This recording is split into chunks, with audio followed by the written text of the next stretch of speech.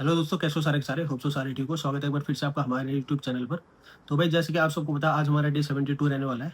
तो सबसे पहले मैं बात करना चाहूँगा, जो प्रीवियस वीडियो में हमारे स्टूडेंट्स के जो डाउट्स थे या फिर आप बोल सकते हो कमेंट्स थे, उन सब के बारे में डिस्कस करेंगे। तो सबसे पहले एक भाई का कमेंट था कि भाई, जो हमारा रीजनिंग है, जब से टाइम सेक्शन आया तो मैं 30 से ज़्यादा क्वेश्चन अटेम्प्ट नहीं कर पा रहा। तो देखो, सबसे पहली चीज़ तो मैं बोलना चाहूँगा, अगर आप 30 अटेम्प्ट भी कर रहे हो तो वो 100% एक्यूरेसी के साथ हो। समझ रहे हो? मतलब अगर 30 अटेम्प्ट करे तो 30 के 30 सही जाने चाहिए। सही, अगर आपके 30 में 30 सारे सही जा रहे हैं तो ये भी एक गुड स्कोर है। अभी टाइम सेक्शंस को देख के कि यहाँ पे 30 अगर आप अटेम्प्ट कर पा रहे हो तो बहुत अच्छा स्कोर है। कोशिश ये करो कि आप थोड़े ज़्यादा कर पाओ। वो कैसे करो? जैसे मैंने पहले बोला था कि उन क्वेश्चंस को पहले लगाओ जो आपको पता है कि हाँ, अगर मैं इसको सॉल्व करूँगा, ये जल्दी भी हो जाएगा और ये ज़्यादा टाइम भी कंज्यूम नहीं करेगा। जैसे हमारे नॉर्मल हो गए, कैलेंडर क्वेश्चंस हो गए, सिलोगिज्म हो गए, इन चीज़ों को आप कर सकते हो पहले। और जो हमारे फाइंडिंग नंबर्स हैं, इन चीज़ों को आप थोड़ा बाद में करना, जब आपके बाकी सारे क्वेश्चंस हो जाते हैं, ठीक है? और काफ़ी स्टूडेंट्स बोल रहे थे कि भाई, स्टेनो के एग्जाम में मैथ आ रही है, मैथ आ रही है, उसका क्या करें? तो देखो, मैं 2-3 बार बोल चुका, मैथ के चक्कर में मत पड़े रहो फिलहाल। जो काफ़ी बच्चे बोले परम्यूटेशन, कम्बिनेशन आएँगे, ऐसा कुछ नहीं आएगा, ठीक है? ये हमारे सिलेबस में नहीं है। देखो, ये बार-बार चीज़ बोलना ठीक भी नहीं है। तो मैं ये बोलूँगा कि अगर आप देखो, पहली चीज़ तो अपने दिमाग में रखो, टाइम सेक्शन आ गया। 50 में 50 क्वेश्चन बहुत रेयर चांस अगर कोई सॉल्व कर पाता है, जिसकी स्पीड एक्यूरेसी बहुत अच्छी है, वो तो कर ही लेगा, ठीक है? बट अगर बिगिनर है और आप इस चीज़ की टेंशन ले रहे हो कि भाई मैथ आ गई, तो आपसे बड़ा बेवकूफ़ कोई नहीं है। बात बुरी लगेगी, मगर मैं इससे ऐसा इसलिए कह रहा हूँ क्योंकि रीजनिंग जो सेक्शन है उसमें हमारे कम से कम 45 से 46 क्वेश्चन वही आते हैं, वही आएँगे जो हमारा नॉर्मल सिलेबस है। मैथ के क्वेश्चन 2-3, ज़्यादा से ज़्यादा 4 देखने के लिए मिल जाएँगे। मगर जो हमारे 46 है, क्या वो आपको 100% आते हैं? क्या आप उनको जब अटेम्प्ट करोगे तो क्या 100% उसको सॉल्व कर लोगे? तो आपके माइंड में ये रहना चाहिए कि हम जो क्वेश्चन सॉल्व करें वो कम से कम हमारा 100% रहना चाहिए। ठीक है? तो आप इस चीज़ पे फ़ोकस करो, मैथ के चक्कर में आप अपना टाइम वेस्ट मत करो। ठीक है? तो होप सो आपको मेरी बात समझ आ गई होगी। और 2-3 भाइयों के कमेंट थे कि भाई, रिजल्ट के बारे में कुछ बताओ, रिजल्ट कब तक आएगा, क्या आएगा? देखो, 2 हफ्ते से तो मैं ये बोलता आ रहा हूँ कि इस वीक आ जाएगा, इस वीक आ जाएगा, इस वीक आ जाएगा। आया? नहीं आया। इससे क्या समझे? हर टीचर बोल रहा है कि इस वीक आ जाएगा, इस वीक आ जाएगा, आया? नहीं आया। तो ये एसएससी के ऊपर डिपेंड है कि भाई कब आएगा। हम सिर्फ एक अंदाजा लगा सकते हैं कि हाँ, इस वीक आ सकता है, क्योंकि एग्जाम को हुए काफ़ी टाइम हो गया और पोस्ट प्रेफ़रेंस भरे हुए भी काफ़ी टाइम हो गया। तो ये चीज़ बोलना और परेशान होना छोड़ दो कि कब आएगा रिज़ल्ट, जब आएगा तब देख लेंगे। फिलहाल जिस चीज़ की अभी तैयारी कर रहे हो, जो अभी करंट में चल रहा है, उस चीज़ की तैयारी अच्छे से करो, ठीक है? मेरी बात समझ जाओ, ठीक है? इन चीज़ों के चक्कर में मत पड़ो। तुमने 10 बार क्वेश्चन कर लिया कि कब आएगा, कब आएगा? मैं भी 10 बार बोल चुका, क्या पता इस हफ्ते आ जाए, क्या पता इस हफ्ते आ जाए, मगर नहीं आया। तो ये एसएससी के ऊपर डिपेंड है भाई, ठीक है? उसका जब मन करता है वो दे देता है, चाहे वो शनिवार को दे, चाहे रविवार को दे, चाहे कभी भी दे, ठीक है? तो इस चीज़ के चक्कर में मत पड़ो। अभी पढ़ाई पे फ़ोकस करो, मैं 10 बार बोल चुका, ठीक है? एक और भाई का कमेंट था कि भाई, अभी मैंने केसी स्टार्ट ही करी है, तो सीबीटी तो मैं निकालूँगा, मगर स्किल का क्या करें? तो देखो, अगर आपकी स्किल अभी ठीक नहीं है तो कोई बात नहीं, आप सीबीटी फेस कर लो। सीबीटी किस तरीके का आता है, क्या आता है, आपको एक माहौल पता चल जाएगा। जब आप सीबीटी अच्छे से दे जाओ, आपको पता चल जाए हाँ भाई, सीबीटी इस तरीके का आता है। स्किल तो आपकी है ही है, तो 2027 में अच्छे से कर लो।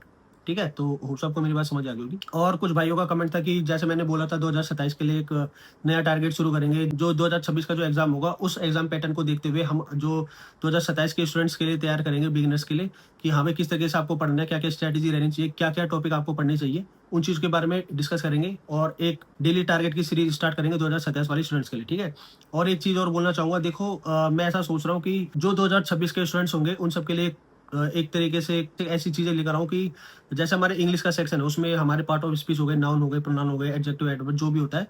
तो उसमें देखो, काफ़ी बच्चे कन्फ्यूज़ होते हैं कि पढ़ना क्या है, रूल्स कैसे पढ़ने हैं, क्या करना है। मैं आपके लिए एक स्पेशल प्लेलिस्ट बना दूँगा, जिसमें जैसे हमारा नाउन चैप्टर है, उसमें कौन-कौन से इंपॉर्टेंट हमारे जो रूल्स होते हैं, उसके क्वेश्चंस, उसके एग्ज़ाम्पल्स, हर चीज़ आपको प्रोवाइड करवा दूँगा, ठीक है? तो अब जो 2027 की तैयारी कर रहे हैं, अभी देखो, अभी 12 जून के करीब मेरे को उत्तराखंड निकलना है, क्योंकि हमारी बहुत बड़ी पूजा है। तो जब मैं वहाँ से आ जाऊँगा, मतलब मैं आऊँगा 22-24 के करीब आऊँगा, तो उसके बाद मैं आप लोगों को ये सब चीज़ें प्रोवाइड करवा दूँगा। 2027 की भी प्रिपरेशन साथ-साथ में करेंगे, ठीक है? तो 2026 को भी थोड़ा, जो 2026 की तैयारी कर रहे हैं, उनके लिए भी एक बेनिफिट हो जाएगा कि हाँ भाई, जो हमारे नाउन हो गया, प्रोनाउन हो गया, एडजेक्टिव, एडवर्ब, या फिर हमारे जीएस का कोई सेक्शन हो गया, जैसे इंपॉर्टेंट टॉपिक्स है, इंडस वैली सिविलाइजेशन है, उसमें क्या-क्या मोस्ट इंपॉर्टेंट है, मैं वो आपको एक रफ कॉपी में लिख के, आपको मतलब एक नोट्स के तरीके से आप सबको प्रोवाइड करवा दूँगा और समझा भी दूँगा कैसे याद करना है, क्या करना है, ठीक है? जैसे हमारा इंग्लिश का सेक्शन है, जैसे मैंने बोला नाउन है, तो उसमें बहुत सारे रूल्स हैं, क्या पढ़ना है, कौन से इंपॉर्टेंट है, कौन से हमारे एसएससी का फेवरेट टॉपिक है, जो पूछा जाता है बार-बार, तो उन चीज़ों से रिलेटेड आपको प्रोवाइड करवा दिया जाएगा, ठीक है? तो अब ज़्यादा परेशान होने की ज़रूरत नहीं। 2027 वालों के लिए एक बेस्ट स्ट्रैटेजी लेकर आऊँगा, ठीक है? कि आपको क्या पढ़ना है, कहाँ से पढ़ना है, किस तरीके से पढ़ना है, ज़्यादा भटको मत, हर चीज़ आपको प्रोवाइड करवा दी जाएगी। ठीक, तो जैसे मैंने बोला आज हमारा डे 72 रहने वाला है, तो बिना देरी करे आज का टारगेट शुरू करते हैं। तो भाई जैसे कि मैंने बोला आज हमारा डे 72 रहने वाला है। सबसे पहले बात करेंगे इंग्लिश की। इंग्लिश में क्या करना है आपको, सिनोनिम एंटोनिम करने हैं, साथ में इडियम फ्रेजेस करने हैं। ठीक है, 25 या 35 प्लस जितने आप चाहो उतने सारे लगा सकते हैं। ठीक है, साथ में आप क्या करना है, प्रेपोजिशन लगाने।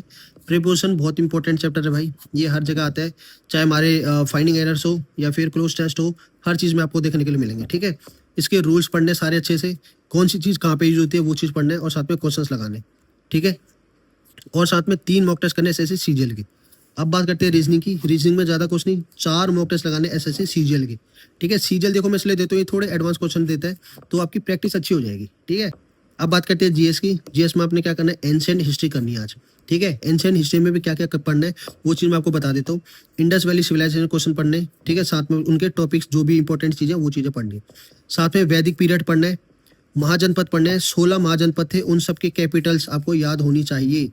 ठीक है, पूछा जाता है कई बार क्वेश्चन में, तो इसीलिए ये चीज़ आपको 100% करना है। ठीक है, साथ में आपने क्या करना है, जैनिज्म एंड बुद्धिज्म, ये पहले भी कर चुके हैं तो इसको रिवीजन के तौर पे लो। ठीक है, तो जीएस में ज़्यादा कुछ नहीं, आज इतना ही करना है। तो भाई ये था आज का आपका टारगेट। होप सो आप लोगों को काफ़ी अच्छा लगा हो, और भाई आप जोरों शोरों से मेहनत कर रहे होंगे। देखो काफ़ी स्टूडेंट ये भी बोल रहे थे कि भाई स्किल में क्या करें, कैसे करें। अभी फिलहाल देखो सीबीटी आया है, सीबीटी आने वाला है, तो सीबीटी पे ज़्यादा फोकस करो। स्किल मैं ये नहीं कह रहा बिल्कुल छोड़ दो, बिल्कुल छोड़ना भी नहीं है। आप अगर एक दिन में 2 डिक्टेशंस भी लगाते हो, और अगर आप अभी कोर्स करो तो देखो कोर्स तो करना ही है वो तो। अगर आप कोर्स कर रहे हो तो मतलब 2026 तो बहुत मुश्किल है, बट ये कि 2027 के लिए आप परफेक्ट हो जाओगे। बिल्कुल आपकी एक्यूरेसी अच्छी आ जाएगी, स्पीड अच्छी आ जाएगी। ठीक है, तो आप दोनों चीज़ पे फोकस कर सकते हो।